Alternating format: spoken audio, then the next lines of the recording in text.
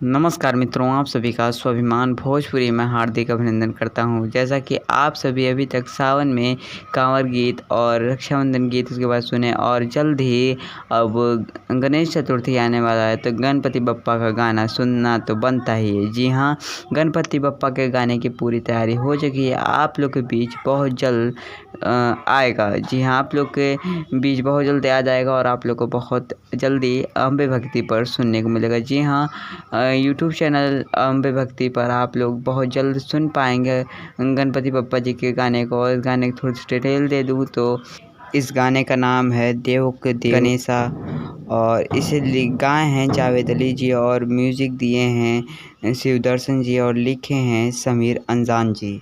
और आशा करता हूँ कि ये गाना आप लोग को बहुत पसंद आएगा। अभी तो इसका मेकिंग वीडियो रिलीज हुआ है अम्बे भक्ति पर, जाइए और डिस्क्रिप्शन में लिंक है, उस गाने को सुनिए कैसे गणपति बप्पा के गाने की रिकॉर्डिंग हो रही है और कैसे क्या हो रहा है पूरी। अभी आप लोग मेकिंग वीडियो देखिए और गणपति बप्पा के गणेश जी के गाने का पूरा इंतज़ार कीजिए। जल्द ही आप लोगों को सुनने को मिलेगा और आशा करता हूँ बहुत ज़्यादा उस गाने को आप लोग प्यार देंगे।